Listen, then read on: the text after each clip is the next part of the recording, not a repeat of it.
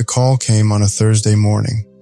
My mom was halfway through gulping down her coffee, the blue scrubs hanging loose on her frame after another midnight shift at the county hospital. She glanced up, dark circles under her eyes. "Found anything decent for the summer, Caleb?" she asked, voice scratchy from exhaustion. Dad just mumbled something about the heat as he laced up his steel-toed boots, the leather cracked and worn from years on construction sites. We never did big goodbyes in my family. No tearful hugs or inspirational speeches. Just the quiet understanding that bills needed paying and dreams cost money we didn't have.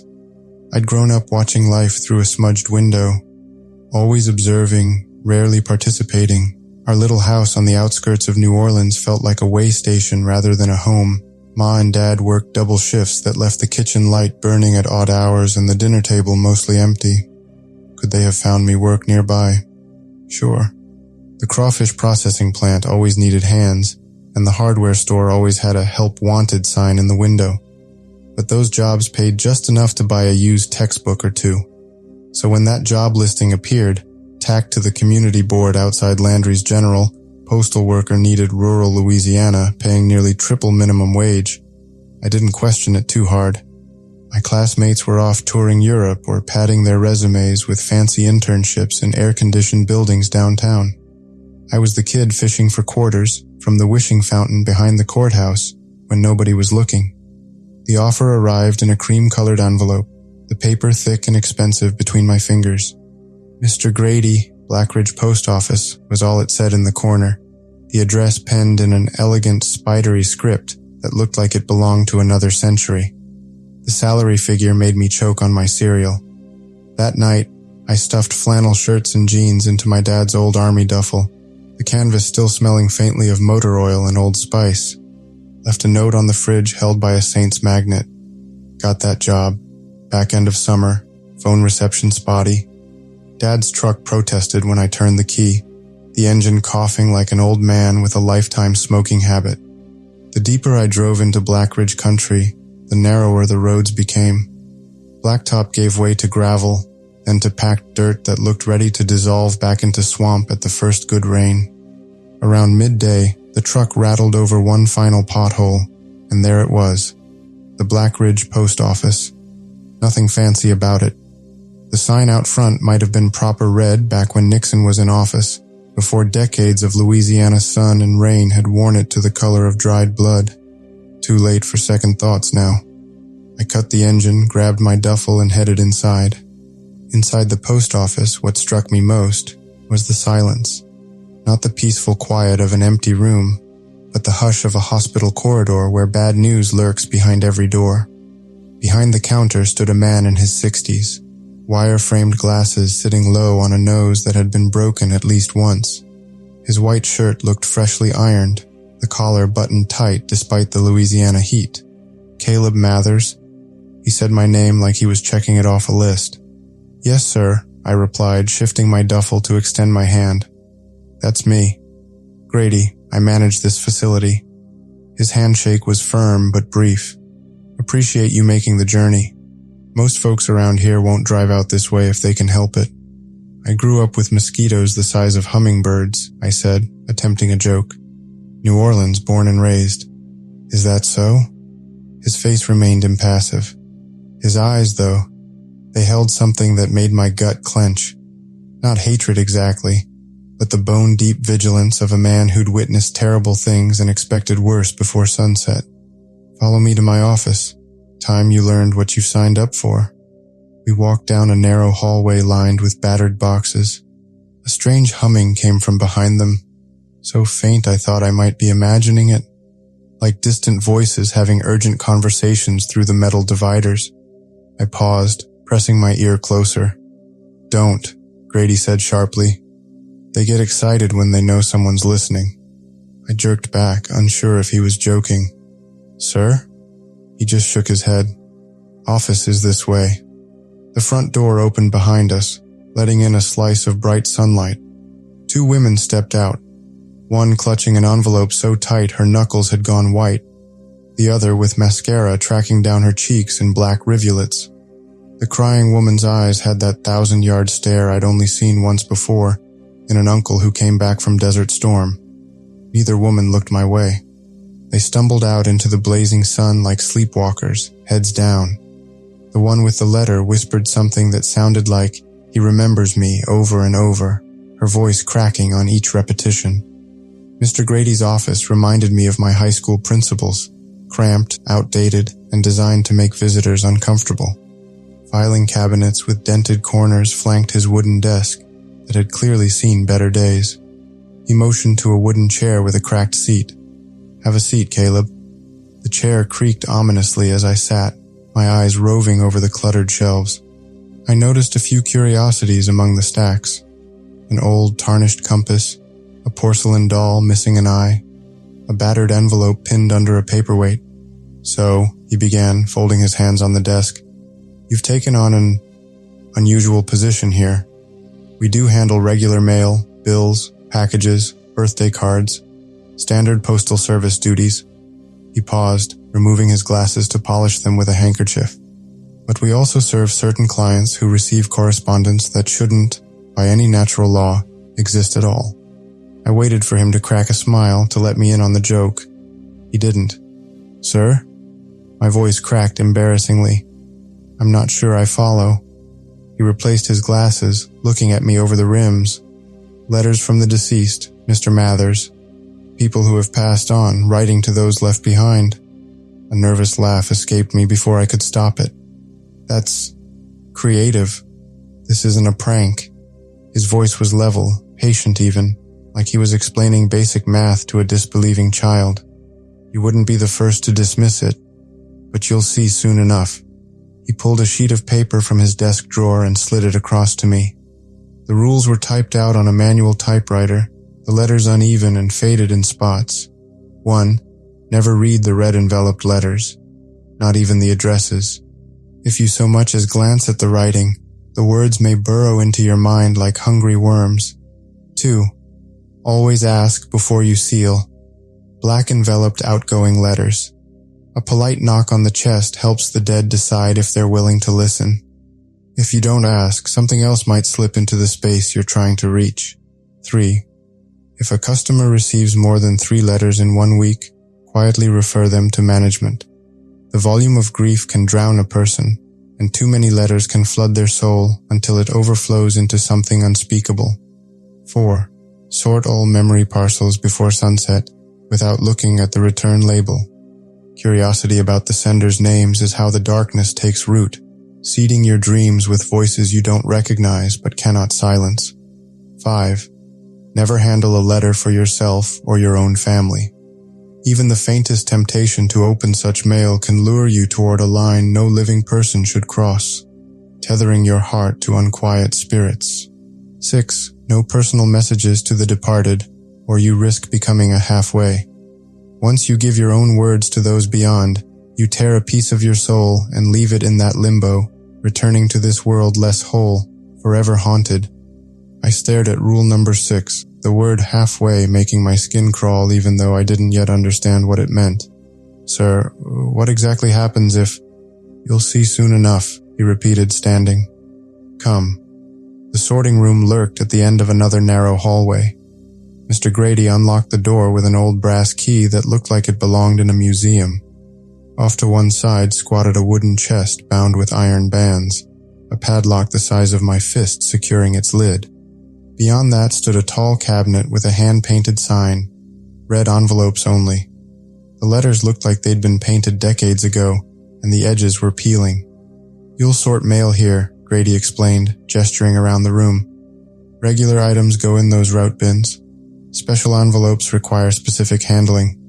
Black envelopes," he tapped the wooden chest, "need verification through here.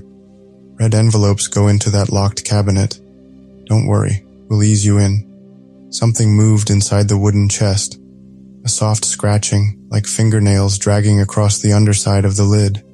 Grady acted as if he hadn't heard it, but I noticed his hand flinch away. A whisper brushed against my ear, so close I felt phantom lips tickle my skin. "You'll join us eventually." I whirled around, but no one was there. Grady watched me with a mixture of sympathy and resignation. First time's always the hardest. he said quietly. They smell new blood. They're curious about you. He nodded toward a man organizing letters at the far end of the room. Marlon will show you the basics. Marlon looked about 40, with close-cropped salt and pepper hair and the wiry build of someone who never sits still. Deep lines bracketed his mouth, eyes sunken into shadows that sleep couldn't fix. He glanced up as we approached. New blood? He asked, voice rough. Caleb Mathers, Grady confirmed. Show him the process, gently. Marlon nodded once, then turned to me as Grady left. First day, huh? Let's get this over with. His left eyelid twitched involuntarily, a nervous tick that seemed to worsen each time he looked at the locked cabinet. He pulled out a small plastic tub filled with envelopes. Most looked ordinary, white, manila, the occasional pastel, but mixed in were several bright red ones.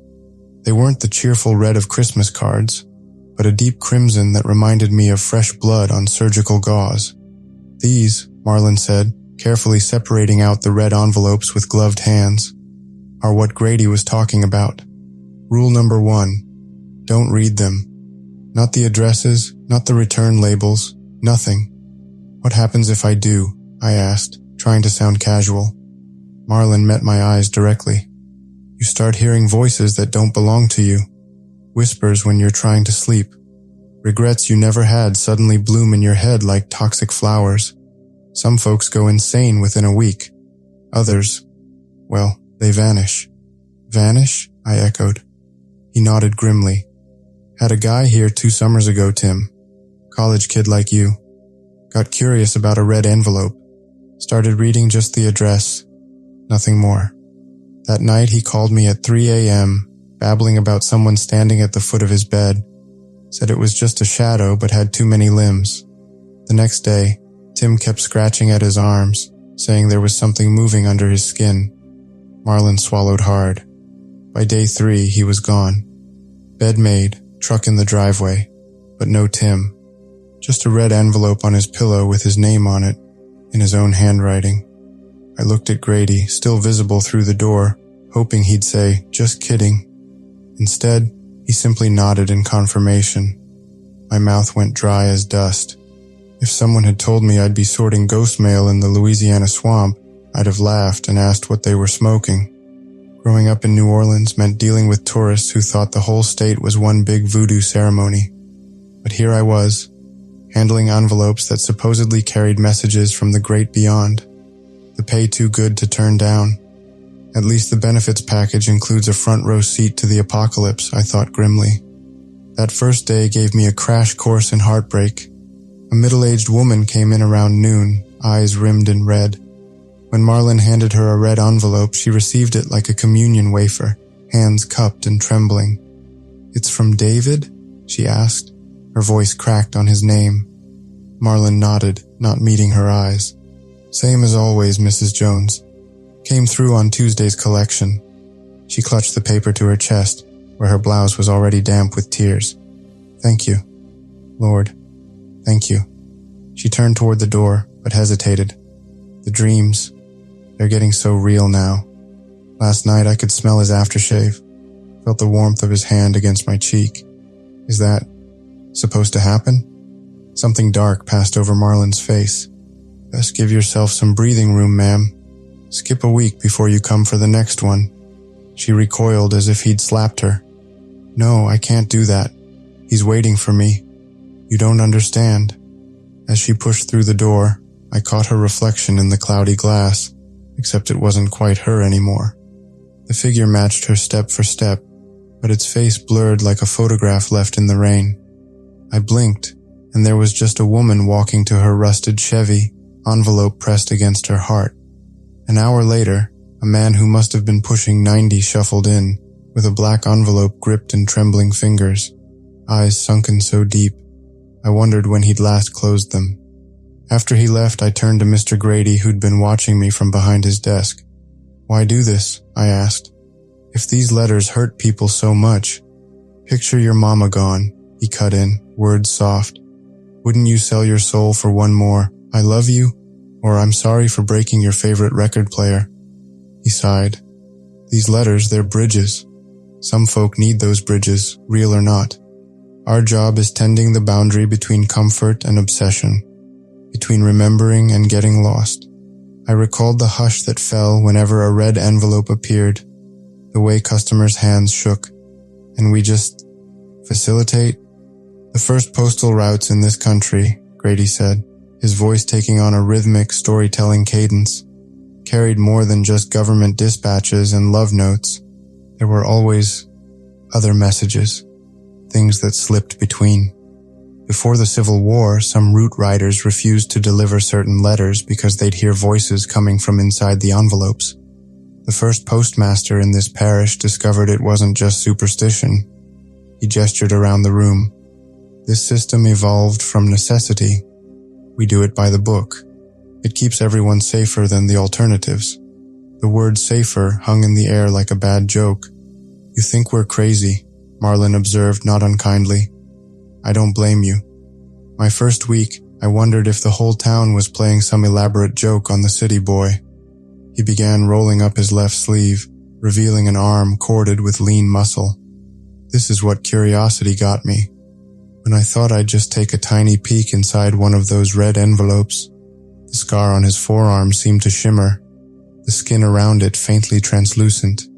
For a moment, I thought I saw something moving beneath it, like a tiny creature swimming under ice. Some lessons can only be learned through pain, Marlin continued, carefully covering the mark. But believe me when I tell you, you don't want to find out for yourself. Not ever. Near closing time, a young woman slipped in through the back door. Despite the heat, she wore a long-sleeved shirt buttoned to the wrists. When she noticed me, she forced a polite smile.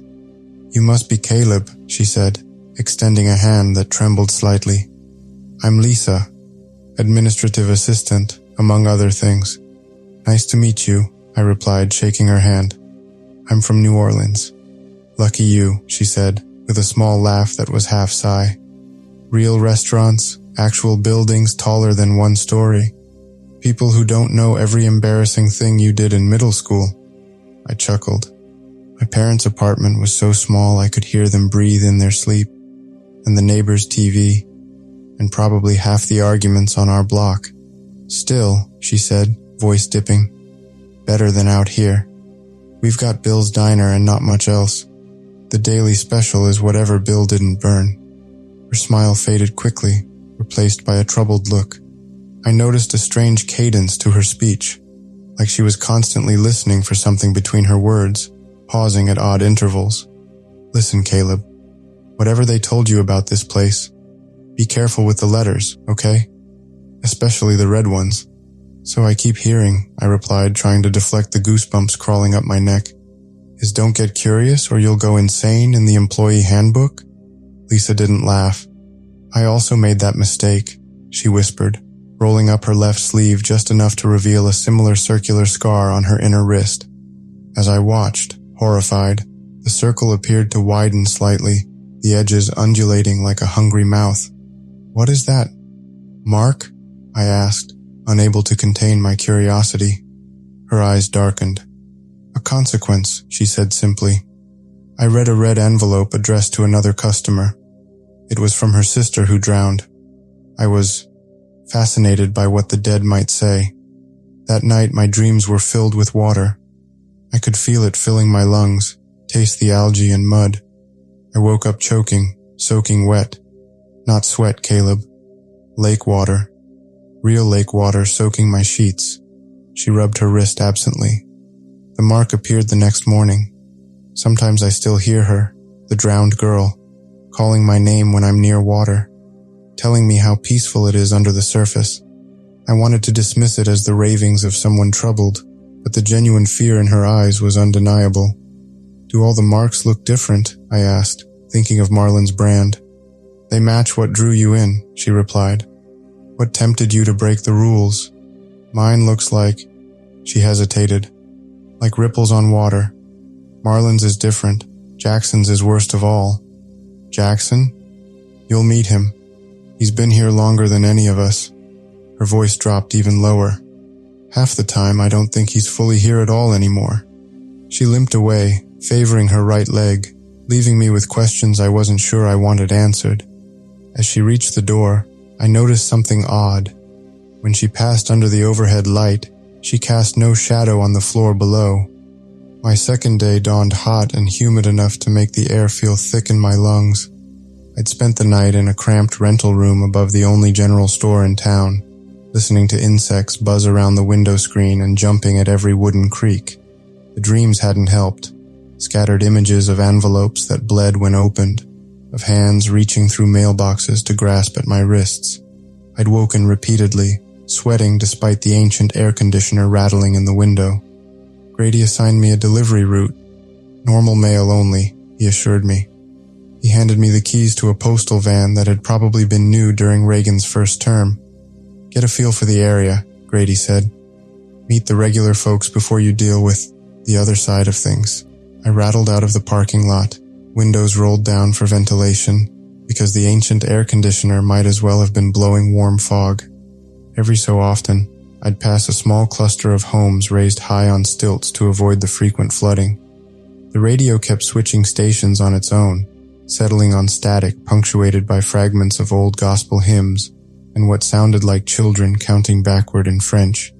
I switched it off after 20 minutes, preferring silence. At one stop, I pulled up in front of a tiny wooden shack with a porch that bowed dangerously in the middle. An elderly woman was already tottering across the yard before I fully parked. She wore a faded floral dress, her hair white and thin. "Morning, young man," she called. "You the new mail carrier?" "Yes, ma'am," I said, grabbing her mail, bills, a gardening catalog, and a flyer advertising a traveling medical clinic. "I'm Caleb." "Well, I'm Miss Myrtle," she said, taking the stack in her hands. She rifled through quickly, eyes sharp.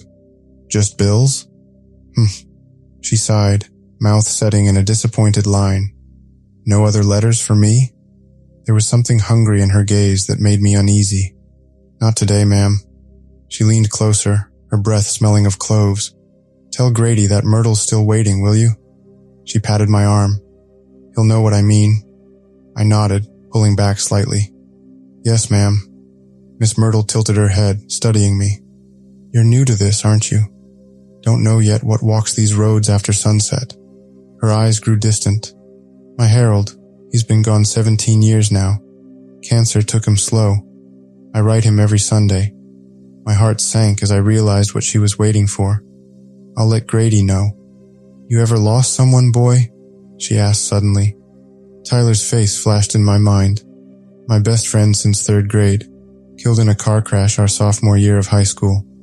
The memory of identifying his body at the hospital still haunted me.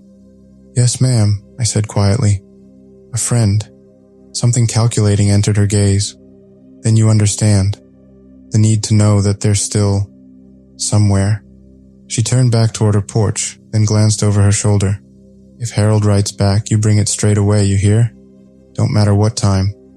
As I drove away, I couldn't shake that look on her face. Part longing, part resignation, part something darker that I couldn't name. Was she waiting for a letter from her dead husband? How long had she been waiting? Days? Months? Years? At another house, a well-kept double wide with ceramic gnomes guarding the walkway, a middle-aged man accepted his mail without meeting my eyes.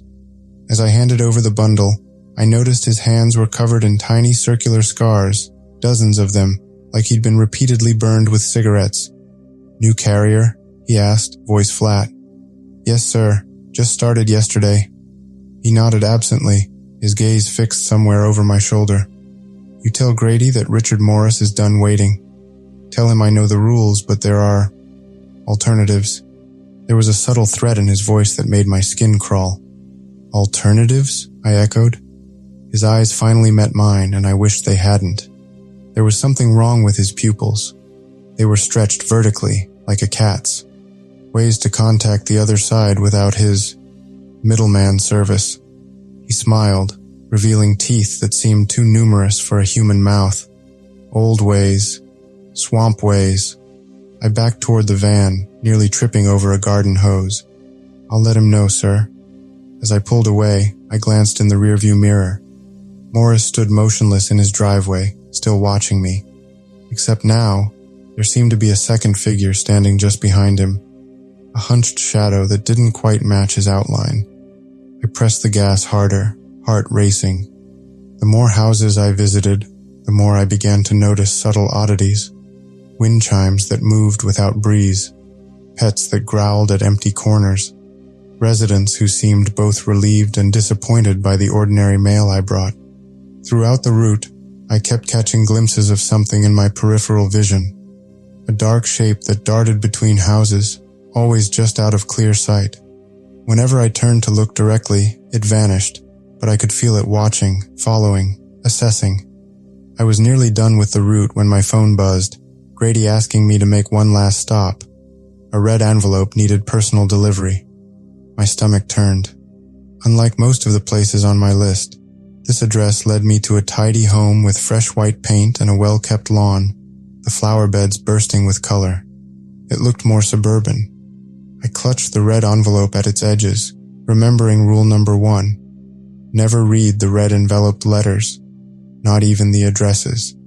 After knocking at the door and carefully keeping my gaze on the porch floor, a teenager with tear-stained cheeks and blonde hair in a messy ponytail answered. "Delivery," I said quietly, extending the envelope without looking at the writing. She took it, eyes brimming again. "Thank you." She tore it open right there, scanning the page with trembling hands. A sob broke free, her knees buckling. I instinctively reached to catch her. She steadied herself against the doorframe instead, tears falling in silent drops onto the envelope. "My dad," she whispered. "He died in April. Car accident." "I'm sorry," I managed. She clutched the letter like it was oxygen, tears streaming. "He wrote me. He said he knows how my summer's going, that he's proud I'm joining choir in the fall. He shouldn't know that. I only decided last week." She looked up at me, her eyes a mixture of wonder and terror. "He mentions my boyfriend, the one I started dating after he died.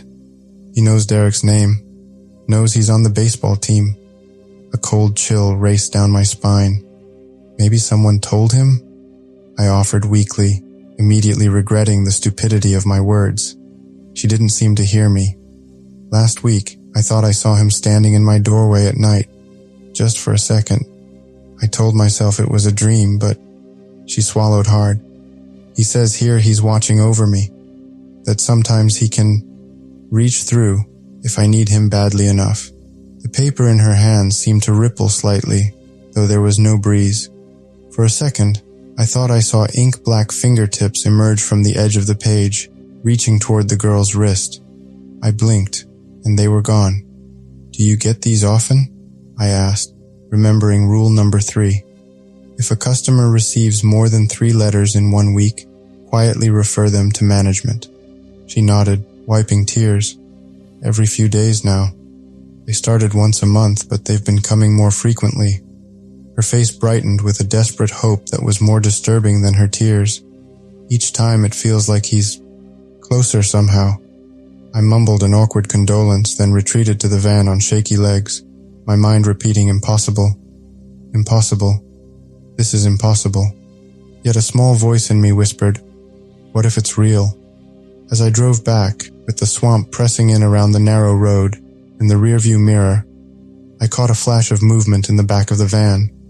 Just for an instant, I saw a man sitting there, middle-aged with a crushed temple and blood matting his hair. Our eyes met in the mirror. He smiled. I swerved, nearly running off the road into a drainage ditch. Then I glanced back, and the van was empty. When I returned, the sorting room was empty except for Marlon, who was securing the cabinet of red envelopes. Shadows seemed to pool in the corners, though it was only late afternoon. "How'd the route go?" he asked, not looking up. "Fine," I lied, then corrected. "Actually, not fine. I delivered a red envelope to a girl who lost her dad in a car crash. She said it was definitely him."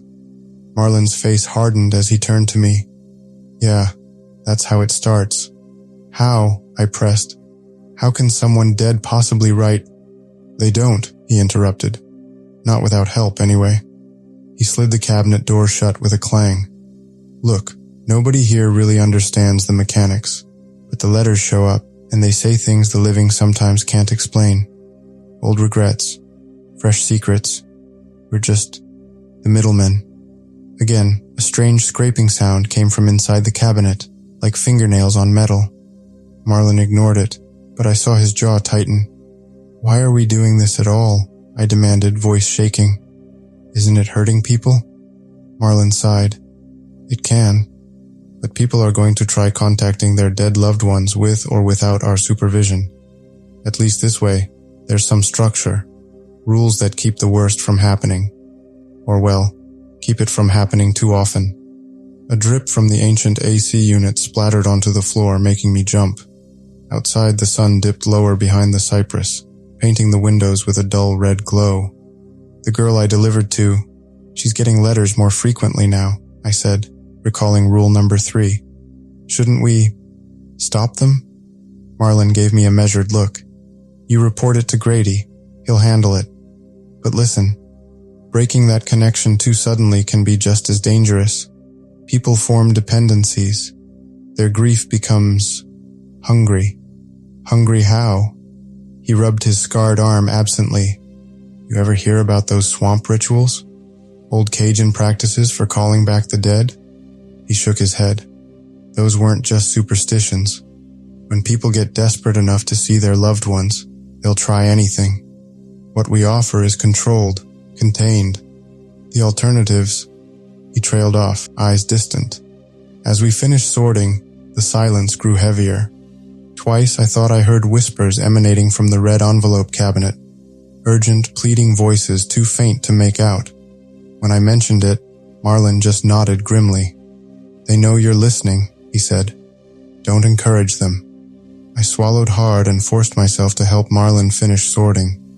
At the end of my first week, Grady suggested I join some co-workers for dinner at Bill's Diner, to get acquainted.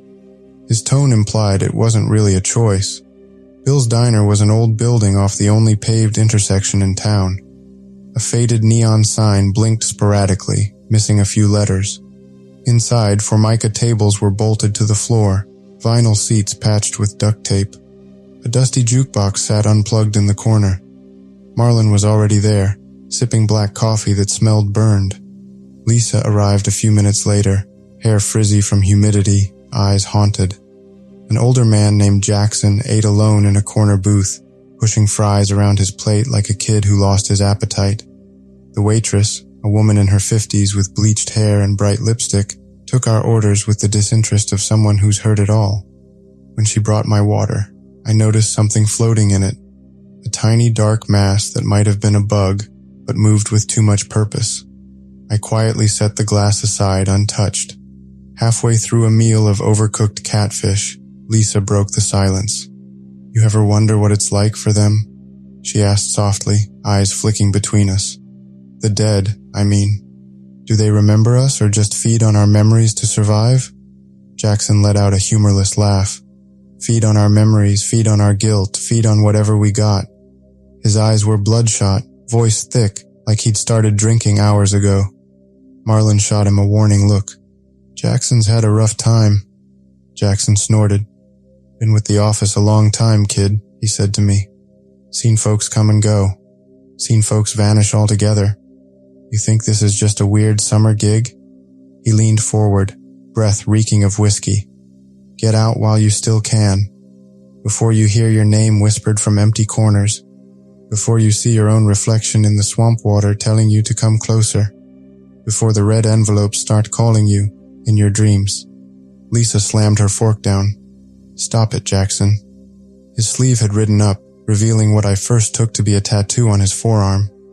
Looking closer, I realized with horror it was another circular scar. But unlike the others I'd seen, this one wasn't static.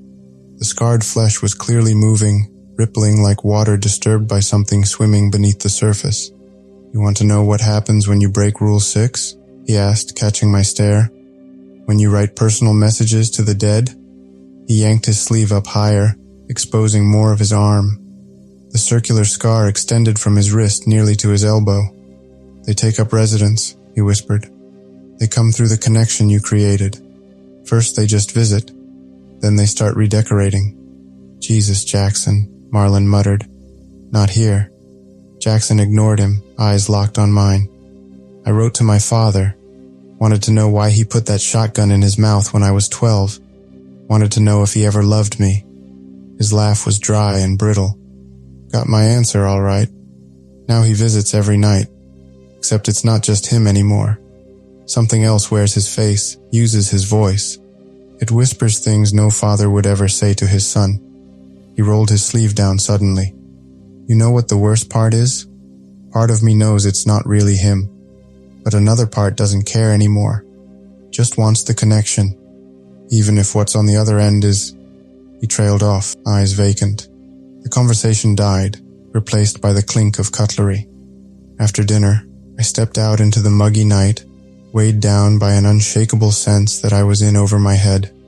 And little did I know, it wouldn't take more than 24 hours for the real nightmare to begin. I was alone in the back room, cataloging incoming mail. The AC struggled to keep the room below sauna-level temperatures, and I was sweating through my shirt. Lisa crept in, carefully closing the door behind her. Anxiety etched every line of her face. Caleb, she whispered, I need to tell you something important.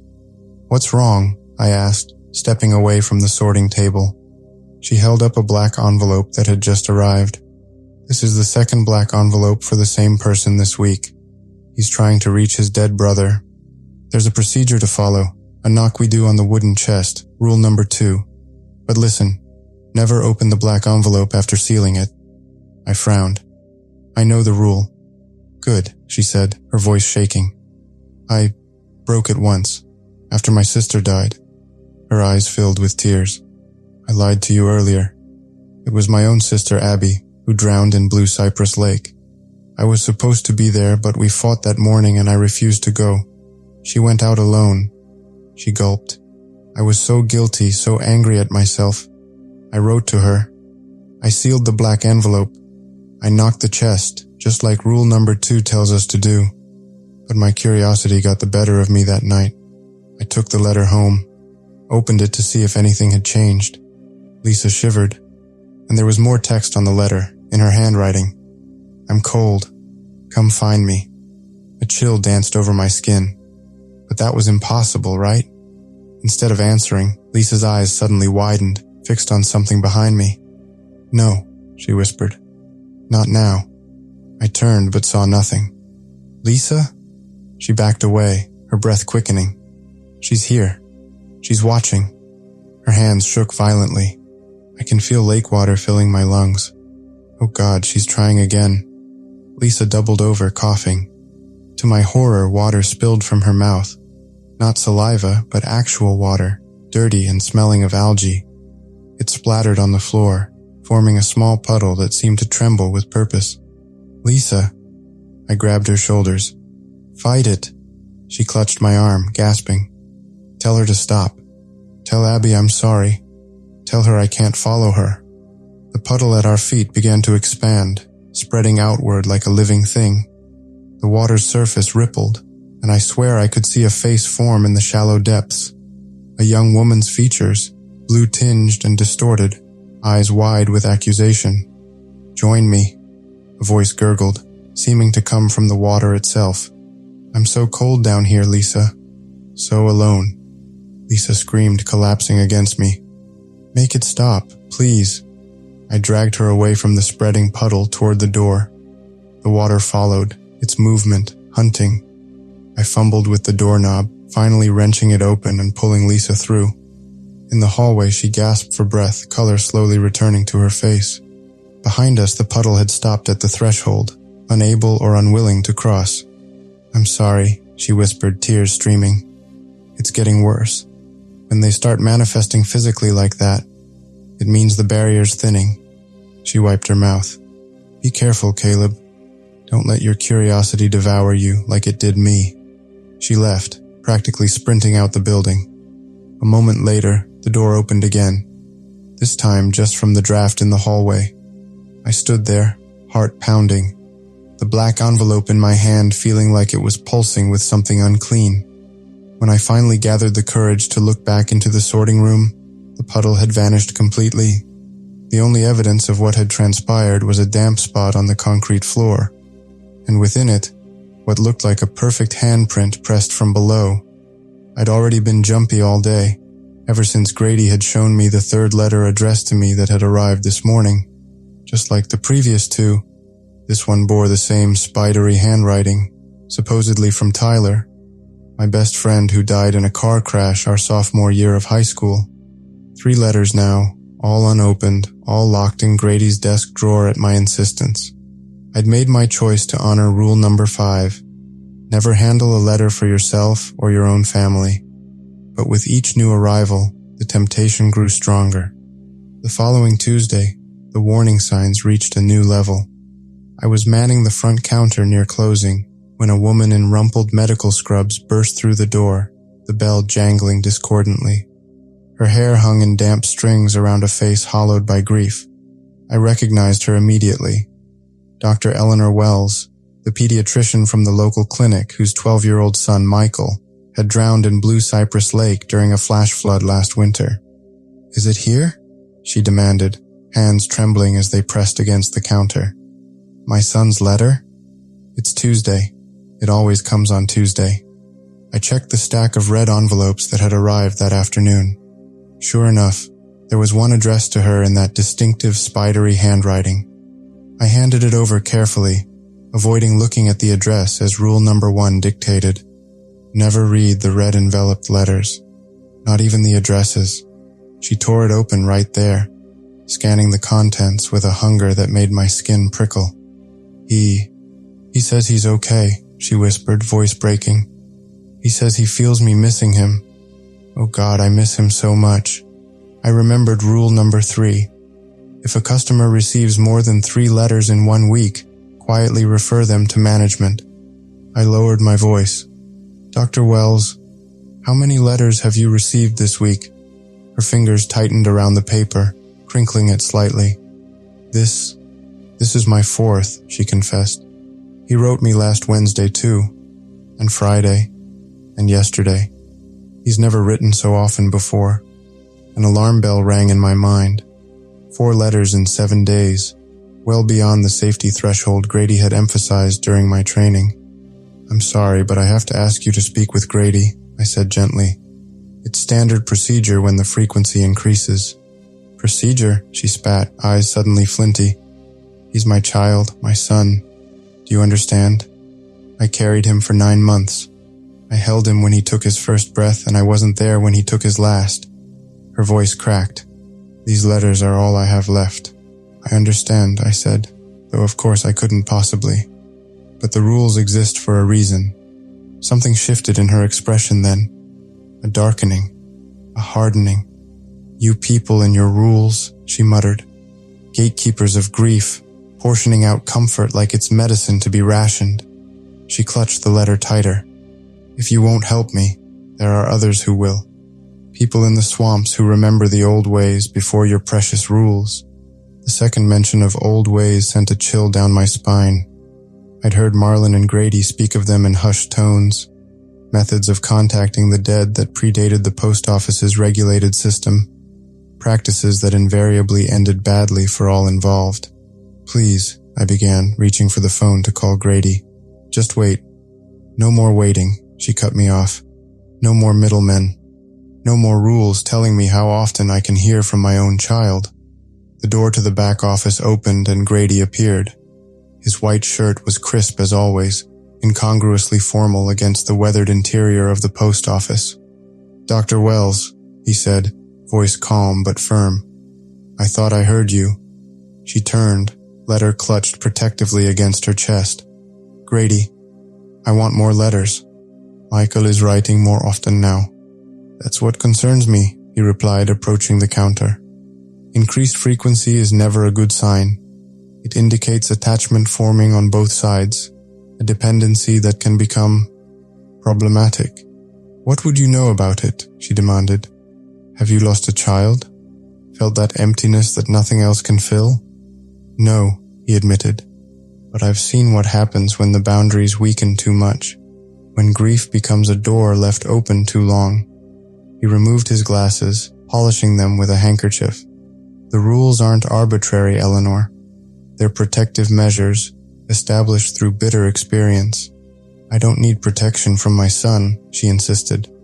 Perhaps not, Grady conceded. But has it occurred to you that these increasingly frequent letters might indicate he needs protection from you? Her face went slack with shock, then tightened with fury. How dare you? He needs me. He says so in every letter. And that's precisely the problem. Grady's voice remained gentle but unyielding. The dead should be allowed to rest, to move on. Too much contact keeps them tethered, suspended between states. It's unkind in the long run. Dr. Wells stepped back, eyes narrowing. You won't stop me from hearing from him, she said, the words half threat, half promise. If your system won't accommodate our need for each other, I'll find another way. She turned and pushed through the door, the bell clanging violently in her wake. Through the rain-streaked glass, I watched her hurry to her car, red envelope clutched tightly in her hand. Sir? I said into the silence she left behind. Should we stop her? She mentioned old ways. Grady sighed, replacing his glasses. We can't force people to follow the rules, Caleb. We can only establish them, explain them, and hope the consequences of breaking them serve as sufficient deterrent. He glanced at the clock. Lock up. It's going to be a long night. What do you mean? His eyes met mine, grave and knowing. Rule breaking tends to have a ripple effect. When one person pushes against the boundaries, others feel it, respond to it. We'll likely have more visitors before morning. I didn't fully understand his warning then. I would soon enough, because Grady was right. I'd barely reached my rented room above the general store when my phone rang. Marlon, his voice tight with urgency. We need you back at the office. Now. The rain had intensified, drumming against the truck's roof as I drove through the darkness. Sheets of water cascaded across the windshield faster than the wipers could clear them. The post office parking lot held several vehicles I didn't recognize, their shapes blurred by rain and darkness. Inside, chaos reigned. The lobby, normally empty at this hour, held a crowd of people, all customers I recognized from my brief time of working the counter. Collins, the retired schoolteacher whose wife had died of cancer. Mrs. Jones, who received letters from her brother killed in Afghanistan. Richard Morris, the man with circular scars on his hands. All of them, a dozen or more, standing in uneasy clusters, voices raised in overlapping demands. Marlon spotted me from behind the counter, relief flashing across his face. Finally, he muttered as I approached. It's been like this for an hour. They all showed up at once, claiming they got messages to come tonight. Messages? From whom? From their dead, Lisa said, materializing at my side. Her usual composure had frayed, dark circles prominent beneath her eyes. All of them say they received unscheduled letters today, urging them to come to the post office tonight. Letters we didn't deliver. I scanned the crowd again, noticing details I'd missed in my initial shock. Everyone looked worse than when I'd last seen them. Thinner, paler, eyes fever-bright and desperate. Colin's hands trembled violently as he clutched a crumpled envelope. Mrs. Jones's hair had gone almost completely white since I'd seen her last week. Morris stood apart from the others, the circular scars on his hands more numerous, more inflamed. Where's Mr. Grady? I asked. Back room, Marlon replied. With Jackson. Something's happening to him, something bad. Rule 6 violation. Rule 6. No personal messages to the departed, or you risk becoming a halfway. The most serious transgression, the one with the most severe consequences. What do we do about them? I nodded toward the crowd. Keep them calm, Lisa instructed. Don't give out any letters no matter how much they beg. And watch for signs of transition. Transition to what? She didn't answer, moving away to intercept Mrs. Jones, who had started toward the sorting room door. For the next hour, we managed a holding pattern, answering questions without providing answers, promising resolution without specifics, keeping the increasingly agitated crowd contained in the lobby. Outside, the storm intensified, rain pounding the roof like artillery, wind howling around the building's corners. Then the lights flickered, once, twice, and went out. In the sudden darkness, someone screamed. Emergency lights clicked on. The crowd had gone still, all faces turned toward the same spot, the floor near the center of the room, where water was seeping up through the tiles, not leaking from the ceiling or flowing from outside, rising, defying gravity, as if something below were pushing it upward. "It's starting," Richard Morris said, his voice carrying in the hush. "The dead are rising to meet us." As if his words were a signal, several people surged toward the counter, shouting demands for their letters. Marlon and I held them back, trying to maintain order as the water continued to spread across the floor, now ankle-deep and rising. The door to the back room burst open, and Grady appeared, supporting Jackson, whose body hung limp between them. Jackson's face was ashen, skin beaded with sweat, eyes rolled back showing only whites. "Clear a path," Grady ordered. "We need to get him out of here." The crowd parted reluctantly. As they carried Jackson toward the front door, I noticed something disturbing. The water on the floor seemed to follow him, flowing unnaturally against the building's slight incline, reaching tendrils toward his dragging feet. And in the places the water had touched him, Jackson's skin became transparent, revealing movement beneath the surface. "What's happening to him?" I asked Lisa, who had appeared at my side again. "Rule 6 violation," she reminded grimly. "He wrote directly to his father again. Not through our system, but personally, privately. Begged forgiveness for something. When you open yourself that completely to the dead, they can come through. Use the connection you've created. Take up residence." A commotion near the sorting room door drew our attention. Mrs. Jones had somehow gotten past our makeshift barrier and was attempting to force the door open. "My brother's in there," she cried, fingers scrabbling at the lock. "I can hear him calling me." Marlon reached her first, pulling her gently but firmly away from the door. "That's not your brother," he said firmly. "Whatever you're hearing, it's not him." "You're lying," Mrs. Jones shrieked, struggling against his grip. "He's right there behind that door. Michael, I'm coming." Michael. That was the name of Dr. Wells's drowned son. Mrs. Jones had never even met him. Lisa and I exchanged alarmed glances. "She called him Michael," I said. "But her brother's name was David." "Cross connection," Lisa murmured. "It's worse than I thought." The water had risen to mid-calf now, ice cold and unnaturally dark. Something moved beneath the surface. Not fish or debris, but shapes that formed and dissolved. Finger-like appendages that brushed against our legs before withdrawing. Grady returned, rain dripping from his clothes. "Jackson's secured in my car," he reported. "But we've got bigger problems. All the roads are flooding, no way in or out until morning. What do we do with them?" I nodded toward the crowd, now huddled in small groups, whispering urgently among themselves. "Monitor for signs of transition," he instructed. "Anyone showing physical changes needs to be isolated immediately. The rest, keep them calm, keep them together. And whatever happens, don't let anyone into the sorting room." "Why? What's in there?" "The source," he said simply. "The place where the boundaries are thinnest." A crash of thunder shook the building, and in that moment of dimmed light, I saw something impossible. Collins's shadow on the wall behind him didn't match his outline. While he stood with arms at his sides, his shadow had its arms raised, fingers elongated into claws. When the light stabilized, the shadow appeared normal again. Collins hadn't seemed to notice, but Morris was staring at him with an unsettling intensity, a knowing smile playing at the corners of his mouth. "It's remarkable, isn't it?" Richard said softly, approaching me. "How thin the veil becomes when enough people push against it from both sides."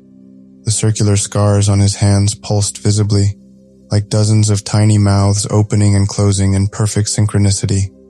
"We've been so obedient, following your rules, accepting your rationed comfort. But tonight we make our own rules." I backed away, disturbed by his tone and the strange movement of his scars. "Mr. Morris, you need to stay with the others." He laughed, the sound dry and rattling. "Oh, I'm not going anywhere. None of us are. We've been invited, you see. Our loved ones have finally found a way to reach us directly. without your interference. That's not how this works, I insisted. The letters we deliver are censored, he cut in, filtered, regulated by your precious rules. He leaned closer, voice dropping to a whisper. But what if the dead don't want to be regulated? What if they have urgent things to tell us? What if they're tired of waiting for permission to speak? Before I could respond, a keening wail rose from across the room. Mrs. Jones had collapsed to her knees in the rising water, body convulsing, back arched. Lisa rushed to her side, but stopped short when she saw what was happening. Mrs. Jones's skin had begun to change, revealing those same shadow shapes that writhed and pressed against the barrier of her flesh, seeking escape or entrance. Isolation room, Grady ordered, already moving toward her. Now. Together with Marlin, they lifted the thrashing woman, carrying her toward a door marked Employees Only that I'd never seen opened. As they passed, her head twisted toward me, eyes rolling wildly. "He's coming," she gasped, voice distorted as if speaking underwater. "Michael is coming. He's bringing all of them with him." Ice formed in my veins. Not her brother's name. Dr. Wells's son again. The boy who had drowned. The water lapped at my knees now, frigid and heavy, tugging at my legs with movements that no natural current could explain. All around the room, the remaining customers had gone quiet, watching the water rise with expressions that ranged from terror to rapturous anticipation. Collins approached me, his movements uncoordinated, as if his limbs were being operated by someone unfamiliar with how bodies worked. "Do you know why we're really here?" he asked, voice flat and emotionless. "All of us gathered tonight?" I shook my head, unable to form words as I watched his shadow continue to move independently of his body, reaching clawed hands toward me. "Someone broke Rule 4, he said simply. Memory parcels sorted after sunset. The contents escaped, found their way to all of us who had ever received letters, and now they want to complete the exchange. Rule 4, sort all memory parcels before sunset, without looking at the return label. "What exchange?" I managed to ask. His smile was empty, mechanical. "The dead give us letters, memories, comfort. But eventually they require payment, a piece of ourselves in return."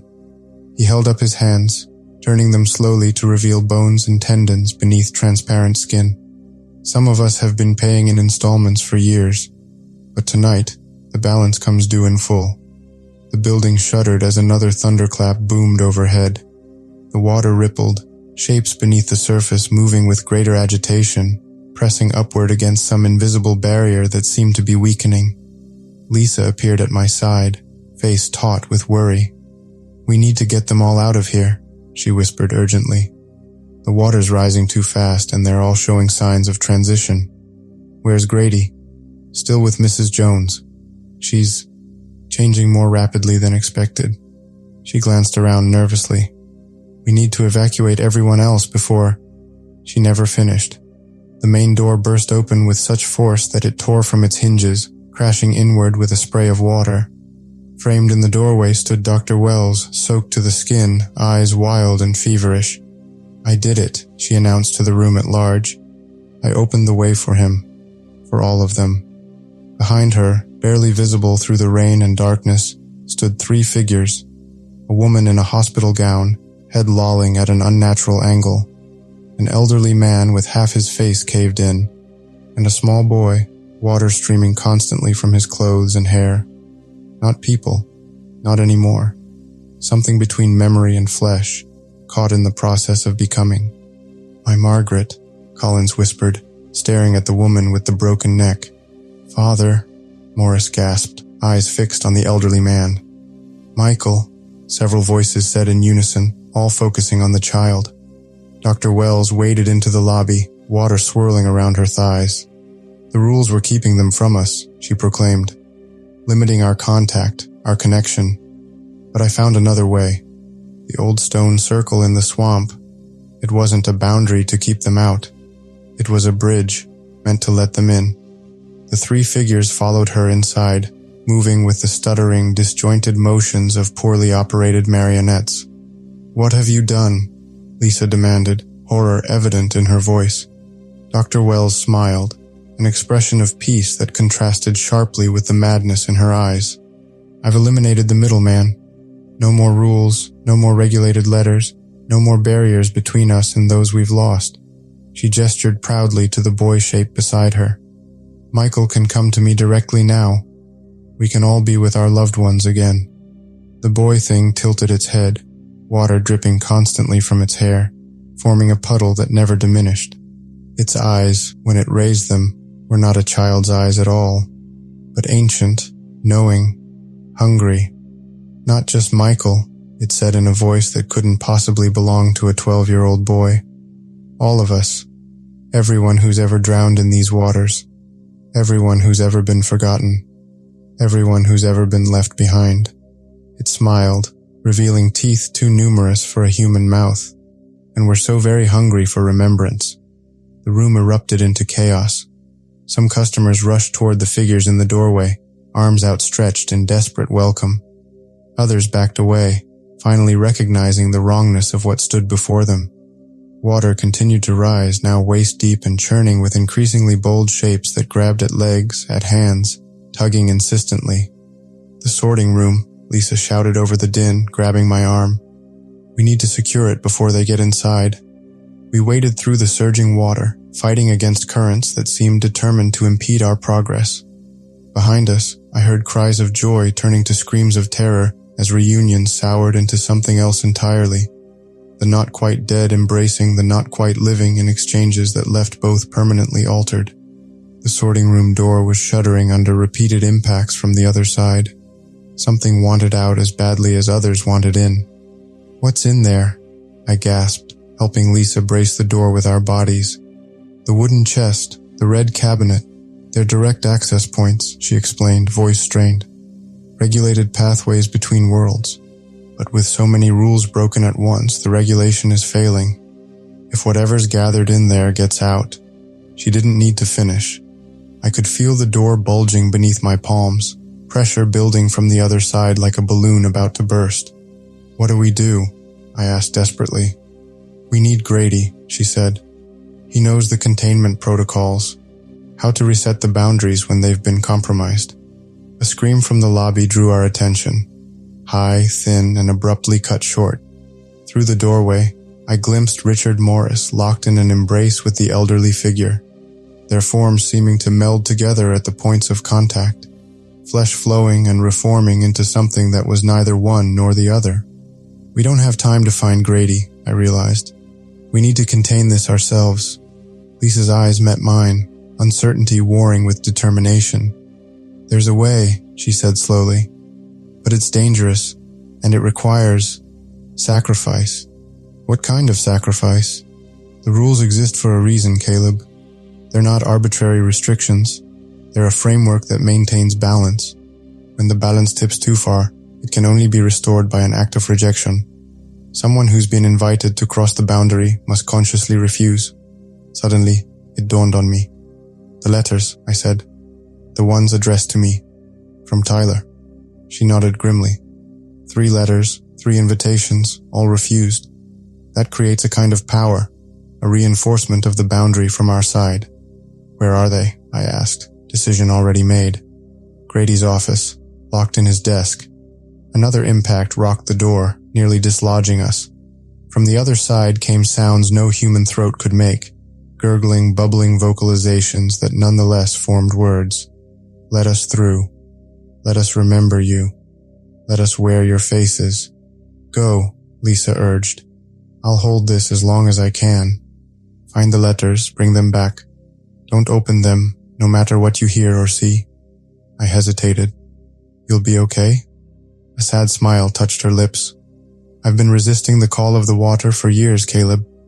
I can manage a few more minutes. Reluctantly, I pushed away from the door, wading through the chest-deep water toward the hallway that led to Grady's office. The current fought me, wrapping around my legs like grasping hands, tugging me toward the lobby where the reunion of the dead and living was progressing with horrifying results. Collins had fully embraced the woman shape, their forms now partially merged into a 4-armed, 2-headed entity that moved with terrible synchronicity.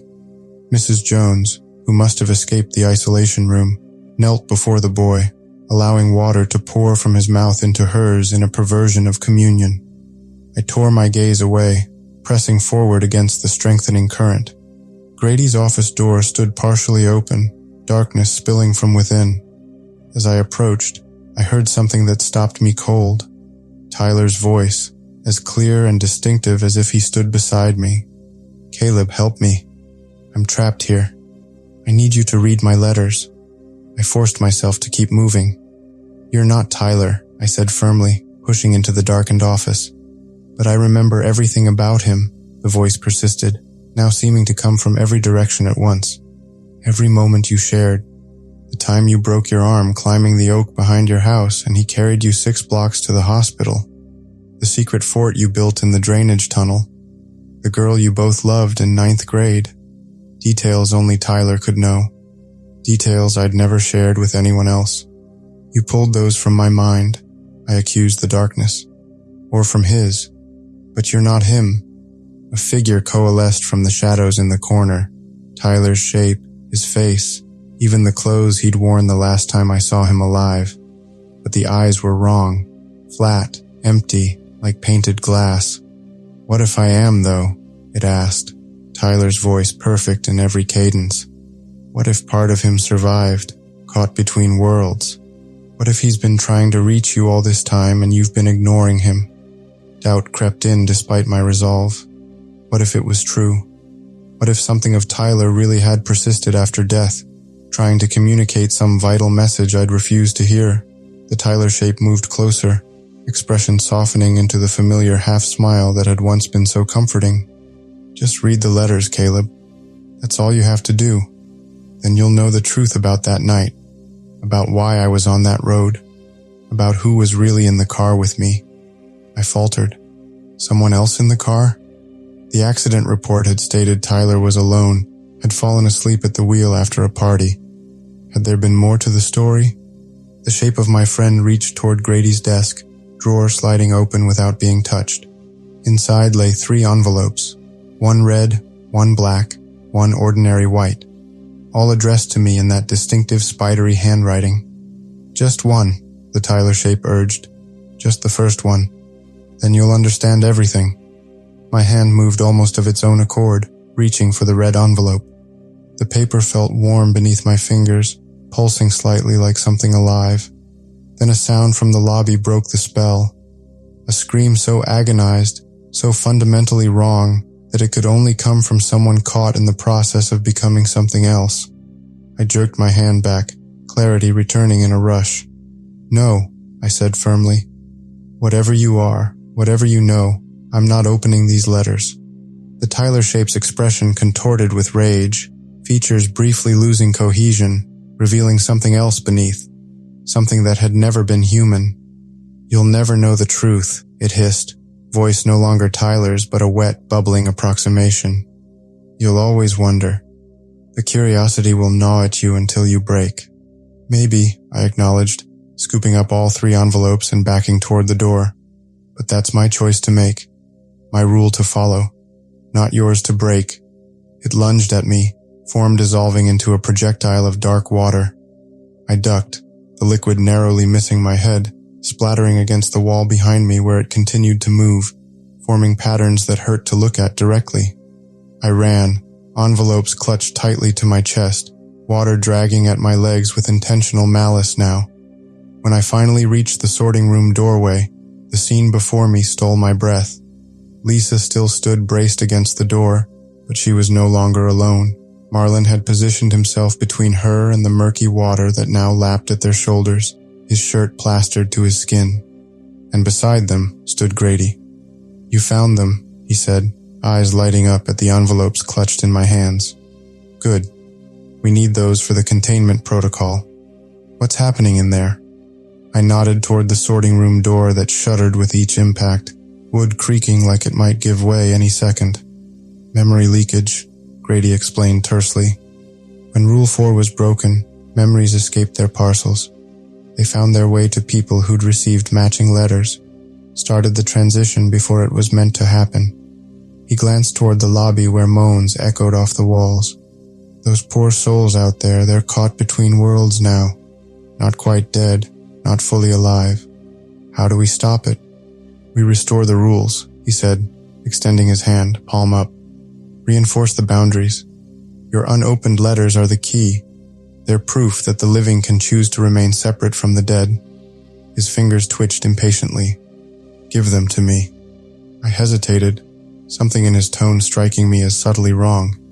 What exactly will you do with them? His expression hardened slightly. The containment protocol requires their destruction, a symbolic severance of the connection. That makes sense, I said slowly. But if that's true, why didn't you destroy them when I first refused to read them? Why keep them locked in your desk? A flicker of something, irritation, alarm, crossed his features before smoothing away. Protocol requires the recipient's willing participation in the destruction. It wouldn't have worked without your consent. It sounded reasonable enough, but doubt gnawed at me, especially when I noticed how his gaze never left the envelopes, like a starving man watching a meal. Lisa must have sensed my hesitation. Caleb, she said quietly, remember Rule 5. Rule 5. Never handle a letter for yourself or your own family. Even the faintest temptation to open such mail can lure you toward a line no living person should cross. I studied Grady more carefully, noticing details that panic had blinded me to before. The translucent quality of his skin at the temples, the way water seemed to flow beneath the surface when he moved, the unnatural stillness of his chest. He wasn't breathing. You're not Grady, I whispered, horror crawling up my spine. Not anymore. His smile stretched too wide, revealing teeth that gleamed like river stones in moonlight. Clever boy, he said, his voice deepening, taking on that underwater quality I'd heard from the others. But it hardly matters now. The transition is nearly complete. Soon there won't be any line between us and them, between memory and flesh, between drowning and breathing. He lunged for the letters, his movements fluid and impossibly fast. I stumbled backward, clutching the envelopes to my chest. Marlon, Lisa shouted. Plan B. Without hesitation, Marlon released his hold on the door, pulling a revolver from beneath his soaked jacket. He fired twice, the shots cracking like thunder in the narrow hallway. The bullets passed through the Grady shape without effect, but the distraction gave me precious seconds to back away from those grasping fingers. The real Grady? I gasped. Isolation room, Marlon confirmed, positioning his body between me and the advancing shape. Containing Mrs. Jones. This thing crawled out of the water 20 minutes ago wearing his face, speaking with his memories. The thing wearing Grady's appearance snarled, its edges beginning to blur and drip, water leaking from its fingertips, its ears, the corners of its eyes. You can't stop what's already begun, it said, its voice now a chorus of overlapping tones, like several people speaking in near unison. The boundaries are dissolving. The rules no longer apply. All debts will be collected, all exchanges completed. What exchanges? I demanded. What debts? The Grady shape laughed, the sound bubbling wet like someone drowning. Did you think these connections come without cost? Every letter read, every memory received, every comfort taken. All of it borrowed against future payment. What payment? Lisa asked, her shoulder still braced against the door that continued to buck and strain. A piece of self, it replied simply. A fragment of identity, a memory surrendered. The living borrow comfort from the dead, but eventually, the dead require substance in return. Its gaze fixed on me, eyes deep as forgotten wells. Only those who refuse all contact remain whole, untouched, unpaid for. The truth hit me like a physical blow. The transformations weren't punishments for breaking rules. They were the final installments of bargains willingly struck, connections freely established, comfort accepted without understanding the price tag. Every letter read was a contract signed. Every memory received, a debt acknowledged. That's why you want my letters opened, I realized. Not out of malice, but because I've refused to participate in the exchange. Refused to pay what's owed. The Grady shape nodded, water dripping from its chin. 3 invitations, 3 chances to join the cycle of exchange. 3 refusals, creating a snag in the pattern. Its features rippled, briefly showing other faces, some I recognized, others strange and ancient, before settling back into Grady's. Tonight, all accounts come due. All patterns complete themselves. All exchanges reach their natural conclusion. Not if I have anything to say about it, Marlin growled, firing again, this time aiming at the ceiling directly above the Grady shape. The bullet struck a sprinkler head, which burst with a metallic screech, releasing a torrent of water. Not the dark, animate liquid filling the building from below, but clean, municipal water from the town's supply. Where it struck the Grady shape, its form sizzled and steamed, parts of it dissolving like sugar in hot coffee. "Run!" Marlin ordered, firing at more sprinkler heads, creating a barrier of falling water between us and the enraged shape. "Get to the isolation room. Real Grady will know what to do with those." He nodded at the envelope still clutched against my chest. I hesitated, unwilling to leave them facing this thing alone. "Go," Lisa insisted, her arms shaking with the effort of holding the door. "We can handle this one. It's what's trying to get out of there." She nodded at the door. "That's the real threat." Reluctantly, I turned and splashed my way back through the hallway, now partially protected by the sprinklers Marlin had triggered. Behind me, gunshots continued to crack, mixed with sounds of struggle and the howls of the Grady shape as it fought against dissolution. The isolation room waited at the end of a corridor I'd never explored before, its metal door marked by multiple locks and a small reinforced window.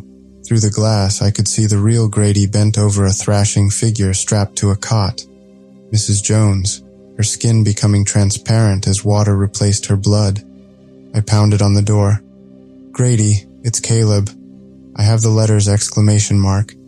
His head snapped up, relief washing over his weathered face. He hurried to the door, fingers fumbling with several locks before pulling it open just wide enough for me to slip through. "Thank God," he muttered, securing the door behind me. "I was beginning to think none of you made it." The isolation room was smaller than I'd imagined, lit by harsh fluorescent bulbs that buzzed like trapped insects. Against one wall stood what looked like a modified freezer, heavy padlocks securing its lid. Along another, metal shelves held jars of powders and liquids I couldn't identify. The air smelled of antiseptic and something earthy, like freshly dug graves after a spring rain. Mrs. Jones lay strapped to the cot, restraints binding her wrists, ankles, and torso. Her skin had turned nearly transparent, the network of veins beneath clearly visible, except they no longer carried blood, but dark water that moved with purpose, sometimes flowing upward against gravity. "Is she?" The question died in my throat. "Transitioning," Grady confirmed, lines deepening around his eyes. "Stage 3. Nearly complete." He glanced at the envelopes in my hands. "You brought them. Good. We'll need them for the reversal." "What exactly is this reversal?" I asked, watching him move to a cabinet and extract various items. Bundles of dried herbs, small bottles of colored powder, a silver letter opener with symbols etched into its blade. "A reset," he explained, arranging the items on a small metal table. "When too many rules break at once, the boundaries tear like old cloth. The only way to mend them is through deliberate rejection. Someone who's been invited across choosing to stay on this side." "Me," I supplied, "because I refused to read Tyler's letters." He nodded, measuring powders into small piles. "Your refusal creates an anchor point, a reinforcement of the boundary from our side. But to fully restore the rules, the rejection must be formalized." He looked up, his eyes heavy with knowledge no person should carry. "You must destroy the letters yourself, Caleb. Consciously cut the connection they represent. Will that stop what's happening out there? The transformations? Not those already underway," he admitted. "But it will prevent further breaches. Let us contain what's already crossed over." He glanced at Mrs. Jones, who had gone unnaturally still, eyes open but unfocused, water occasionally spilling from her parted lips. Some might even return to something close to normal, if they haven't gone too far. I placed the 3 envelopes on the table, red, black, and white, their edges damp but contents somehow pristine. What about the others? I asked. Lisa, Marlon, there's something wearing your face out there, something that rose from the water. Grady's expression darkened. A reflection, a construct pieced together from people's memories of me, given form by the water. He shook his head. The dead don't truly return, Caleb. What comes back is an impression, a collection of memories wearing the shape of what once lived. Sometimes those impressions bring comfort. Sometimes they're hungry. He arranged the envelopes in a triangle, placing small mounds of herbs and powders at each point, then took up the silver letter opener, its blade catching the fluorescent light in a way that hurt my eyes. The reversal requires blood, he said matter-of-factly. Just a few drops, a token sacrifice to match the rejection. I held out my hand without hesitation. After everything I'd witnessed tonight, a little blood seemed a small price. Grady made a quick, precise cut across my palm. The pain was sharp but clean. He guided my hand over each envelope in turn, letting blood drip onto the paper. Where it touched, it spread in patterns too perfect to be random. Concentric circles, interlocking spirals, symbols I'd never seen but somehow understood meant boundaries, separations, endings. Now, he instructed, handing me a small box of matches. You must burn them yourself, stating your rejection of what they offer. I struck a match, the flame small but unwavering in the still air. Holding it to the corner of the red envelope, I spoke clearly. I reject this connection. I choose separation over false comfort. The paper caught immediately, burning with unnatural intensity. The flames bleeding colors that shouldn't exist. Deep purples, electric blues, a shade of green that hurt to look at directly. I repeated the process with the black envelope, then finally the white, each burning with that same flame, filling the room with smoke that twisted into patterns before fading away. As the last envelope crumbled to ash, Mrs. Jones's body jerked like she'd been shocked. Her skin began to regain its color, the dark water within gradually replaced by normal human flesh. Her breathing, which had been shallow and irregular, deepened and steadied. It's working, Grady said, cautious hope in his voice, at least for those not too far gone. A tremendous crash shook the building, followed by what felt like a pressure wave passing through the air, making my ears pop painfully. Then, silence fell. No more cries from the lobby, no impacts against the sorting room door, no sounds of struggle or transformation. What was that? I asked, my heart hammering against my ribs. The boundary snapping back into place, Grady replied, already moving toward the door. Violently, by the sound of it. He unlocked the door carefully, peering out before opening it fully. The hallway beyond was empty, the dark water completely gone, leaving only damp walls and puddles on the floor. Even the sprinklers had stopped, though water still dripped from the damaged heads. We made our way toward the lobby, finding the hallway in similar condition, wet, damaged, but emptied of the animate water and transformed beings. When we reached the main room, the sight froze my blood. The space was empty. No customers, no transformed beings, no Lisa or Marlon. The water had receded entirely, leaving behind mud and debris, scattered papers, personal belongings, a lone shoe missing its mate. Of Dr. Wells and her strange companions, there was no trace. Where is everyone? I asked, my voice echoing in the emptiness. Grady moved to the front door, which hung crookedly from a single hinge. Outside, dawn was breaking, pale light revealing a landscape scoured by the night storm. Fallen branches, debris scattered across the parking lot, puddles reflecting the lightening sky.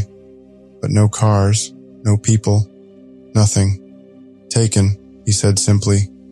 Those who had gone too far in their transformations couldn't survive when the boundary snapped back. They would have been pulled across. Pulled where? I demanded, panic rising. What about Lisa? Marlon. He turned to me, his face lined with a sorrow older than himself. If they were still themselves, still mostly human, they'll have been pushed clear when the boundary reformed. If not, the words hung unfinished in the air. We spent the next hour searching the area surrounding the post office, calling names into the brightening morning. We found no one, no survivors, no bodies, no sign of the dozen or more people who'd been in the building just hours before. Finally, we returned to the post office, exhausted and hollow. Grady walked straight to the sorting room, purpose in his stride. I followed, unsure what else we could possibly do. The room looked normal, eerily so. The wooden chest sat intact against one wall, not the splintered wreck I'd expected. The red envelope cabinet stood upright and unmarked, no sign of the twisted metal I'd glimpsed during the crisis. Every surface was dry, every object in its place as if nothing had happened. I don't understand, I said, looking around in confusion. Everything is fixed. Not fixed, Grady corrected.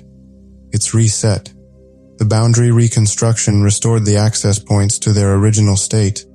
He ran a hand along the wooden chest, his eyes distant. It's happened before. It will happen again. The rules can bend, break, but never vanish completely. And the people? Lisa, Marlon, Jackson? He sighed, shoulders slumping. If they survived, they'll find their way back. If not, he shook his head.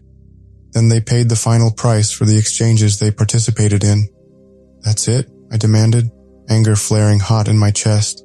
People are just gone, and that's all you have to say? What would you have me say? He asked quietly, suddenly looking every year of his age, shoulders bowed beneath an invisible weight. That it's fair? That it's just? It isn't. He gestured around the room. This system, the letters, the rules, all of it. It's the best compromise we've found between human need and cosmic balance. People will always reach for their dead.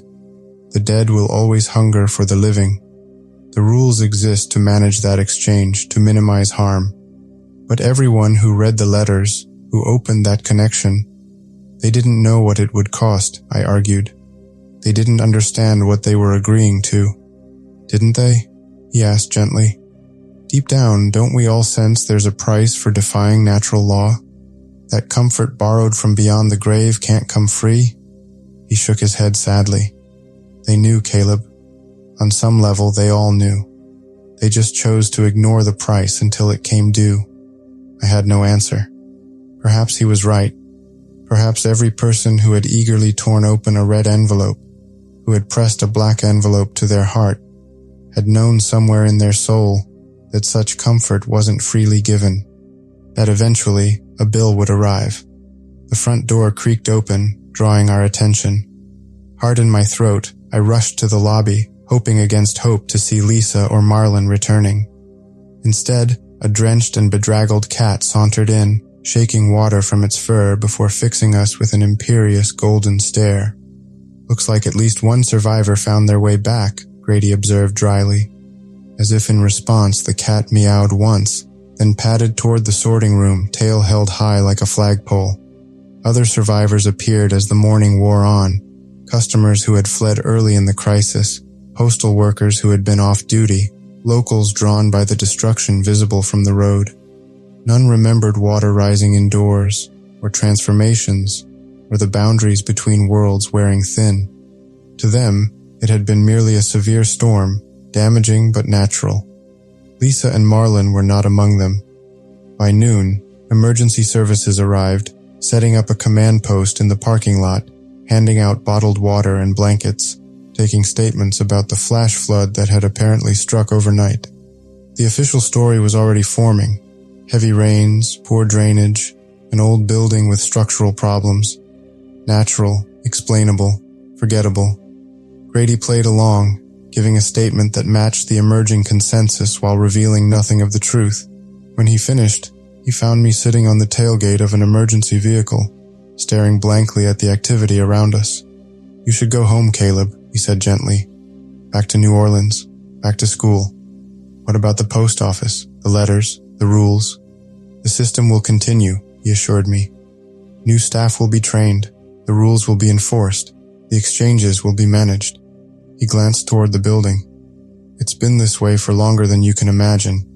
One breach, however severe, doesn't end the cycle. I thought about Lisa, about Marlon, about Jackson and Dr. Wells and all the others who had been pulled across when the boundary snapped back into place. Not dead in the usual sense, perhaps, but gone nonetheless, transformed into something neither fully human nor fully memory, caught between states for who knows how long. And the letters addressed to me, I asked. Will there be more? Grady considered this. Perhaps. Your rejection strengthened the boundary, but curiosity is persistent. If more come, the same choice will face you, to open or refuse, to connect or remain separate, to accept comfort or preserve wholeness.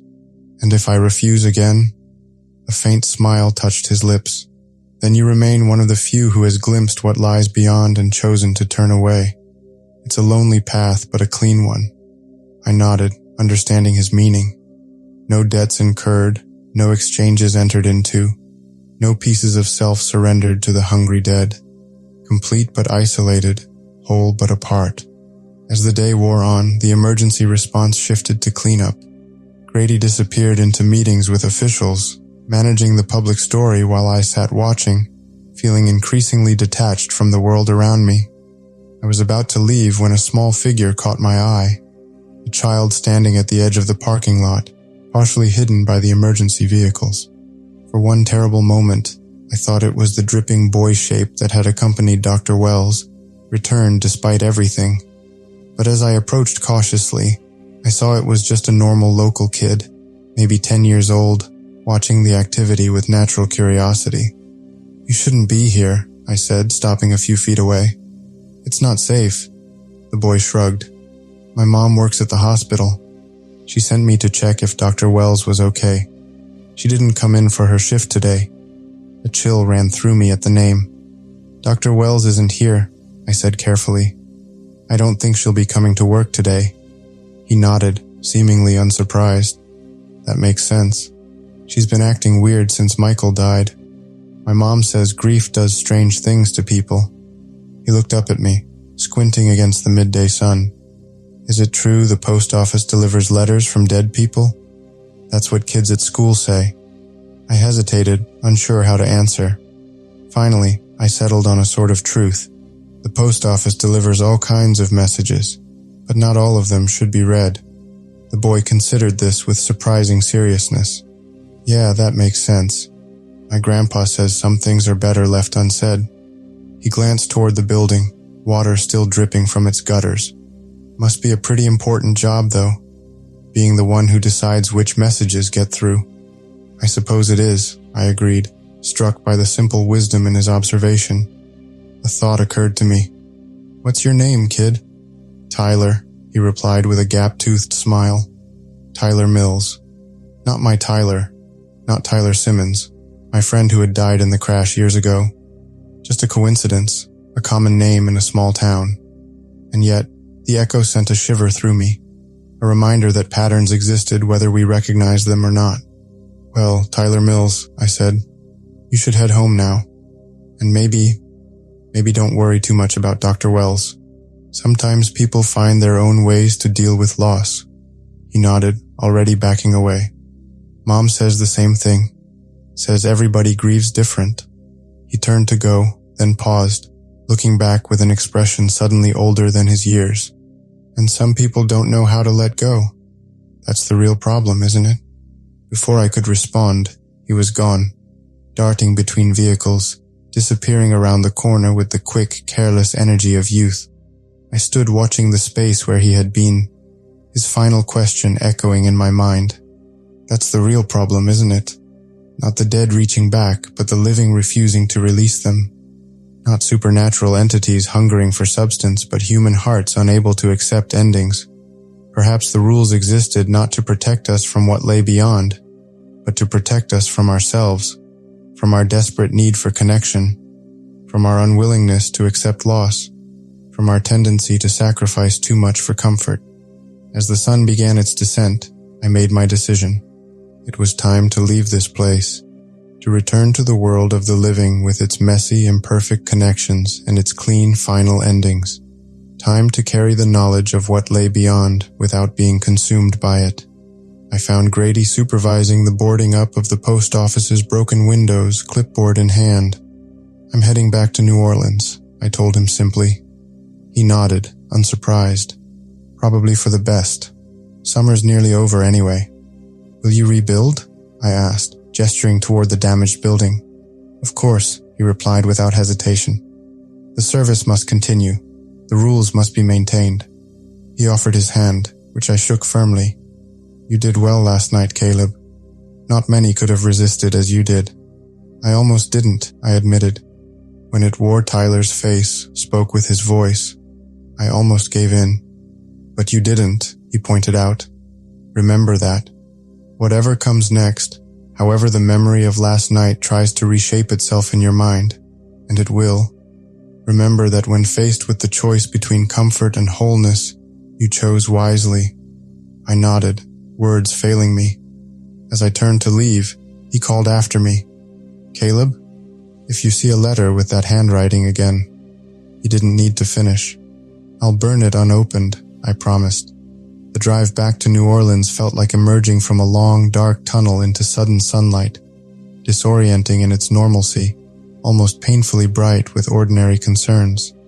As city lights appeared on the horizon, I found myself wondering if Lisa and Marlon and the others were truly gone, or if they existed still in some altered form, in some space between memory and materiality. I wondered if, somewhere, they had found what they sought: connection without cost, comfort without consequence, love that transcended natural law without demanding payment. I hoped so, but I wouldn't be writing to find out. Fall semester came, bringing with it the familiar rhythm of lectures and study sessions. I'd found work at the university library, quieter than the post office, the only correspondence passing through my hands being overdue notices. My first weekend back home, I found Mom at the kitchen table, nursing coffee after another midnight shift. The dark circles remained, but something had changed in the way I saw them. Found something better for the fall, Caleb? She asked, voice still scratchy from exhaustion. I nodded, pulling out the chair across from her. Library job, campus, it pays. Enough. Dad shuffled in, those same worn boots leaving faint mud prints on the linoleum. He squinted at me, then at the bills spread across the table. That Blackridge job must have paid good. Your tuition's covered. It did, I agreed, feeling the weight of unspoken knowledge press against my throat. But I learned some jobs cost more than they pay. They exchanged glances, not understanding, but sensing that something had shifted. I reached across the table and rested my hand briefly on Mom, an unfamiliar gesture in our household.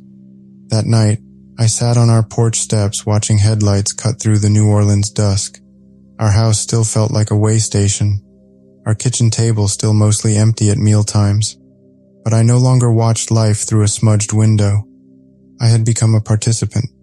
I thought about Tyler sometimes, about the temptation to know more, to reach across that final divide. But I'd made my choice. Some rules existed for reasons beyond explanation, and some prices were too steep, even when you grew up counting quarters from wishing fountains. I still kept the old rules pinned above my desk, their worn lettering a reminder of a summer spent learning the true cost of connection. And sometimes on rainy nights when the mail slot rattled, I checked twice to make sure no envelopes waited, especially ones addressed in spidery handwriting that belonged to another century. Some debts I had learned were best left unpaid, and some comfort wasn't worth the price of admission. That's the end of this story. If you enjoyed the video, subscribing to my channel would help me out more than you can imagine. I appreciate you, and I'll see you soon.